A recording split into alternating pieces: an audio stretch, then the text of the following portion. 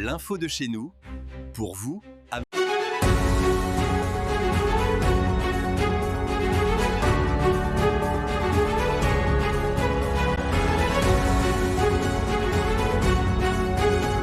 Le 22 décembre 2025, le débat d'orientation budgétaire de la ville d'Edea s'est déroulé à l'Hôtel de Ville, sous la présidence du maire, Dr Albert Emmanuel Laine, en présence des autorités locales, des conseillers et des acteurs de la société civile. Nous avons proposé aux conseillers un certain nombre de projets et s'il faut retenir l'essentiel, c'est de dire que nos priorités pour la ville d'Edea reste centrée autour de la résolution de l'épineux problème des voiries urbaines.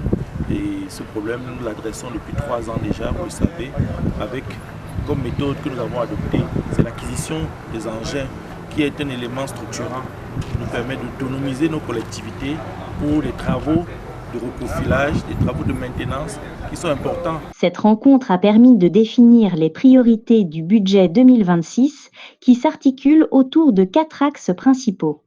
L'amélioration des services sociaux de base, le développement économique et la protection de l'environnement, la promotion de la culture, du sport et de la jeunesse et le renforcement de la gouvernance locale.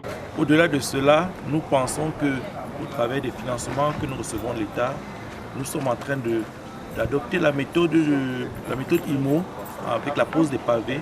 Et vous savez, l'axe central d'Edea aujourd'hui est en train d'être complètement retravaillé, réhabilité grâce à cette approche IMO. Et bien entendu, nous allons poursuivre cet effort en 2026 sur un deuxième axe stratégique de la ville. Parallèlement, avec l'appui des communes d'arrondissement, d'Edea 1er et d'Edea 2e, nous voulons nous fixer comme objectif un certain nombre de kilomètres de voirie. L'objectif visé, c'est 30 km à Edea 1er et 20 km à Edea 2e, en fonction bien sûr des ressources, de carburant et tout ce qu'il faut pour effectuer ce travail. Parmi les mesures annoncées figurent l'intensification des travaux de voirie, l'extension de l'éclairage public solaire, la distribution de 5000 bacs à ordures. Et la propreté, bien entendu, c'est d'abord une affaire de tous, c'est une affaire de chacun.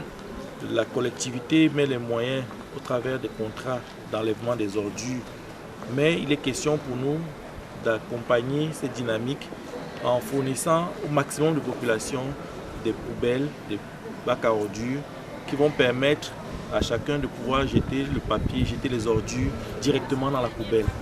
Ainsi que la construction, en 2026, d'un marché avicole pour stimuler l'économie locale.